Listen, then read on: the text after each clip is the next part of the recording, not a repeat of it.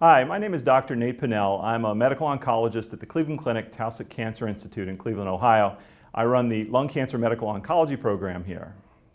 Today I want to talk to you about the use, or perhaps not so much the use, of immune checkpoint inhibitors in patients with the so-called driver mutations for lung cancer. So what do I mean by driver mutations? We're talking about EGFR mutant lung cancer, ALK, or ROS, fusion positive lung cancer, BRAF mutations, RET fusions. These are so-called driver mutations because it's the single mutation that drives the cancer to grow, and that also leaves it vulnerable to treatments with targeted treatments.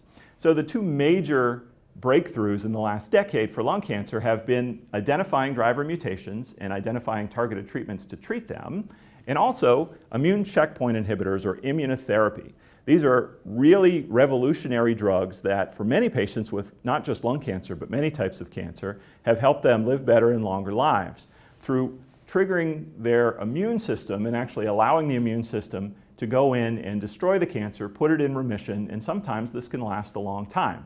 Understandably, there's a lot of excitement about being treated with immune therapy, even for patients who are on treatments for EGFR mutant or other driver mutation positive lung cancers. So when they come in and they ask about this, we have to talk about the differences between these patients and other patients with non-small cell lung cancer. In the large phase 3 trials that led to the approval of checkpoint inhibitors for non-small cell lung cancer, they did include people with EGFR mutations, non-smokers, and other presumed driver mutations. Unfortunately, what they found was these patients did not get the same benefit from immune therapy that patients who did not have driver mutations got.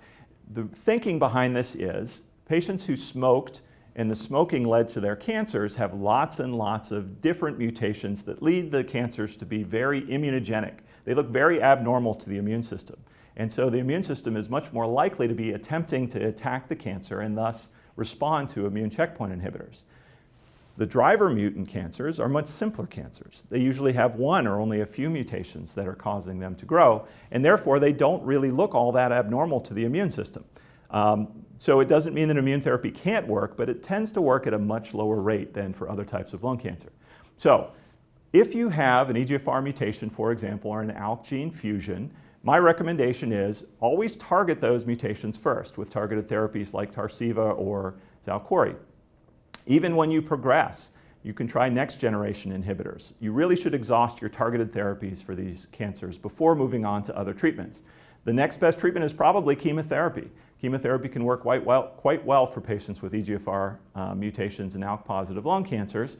And then only when you've exhausted all of those other treatments is immunotherapy, at least in 2017, likely to be worth trying. Again, it can work, but the chances that it's going to work are less than with other types of lung cancer, so it probably is best left for later lines of treatment.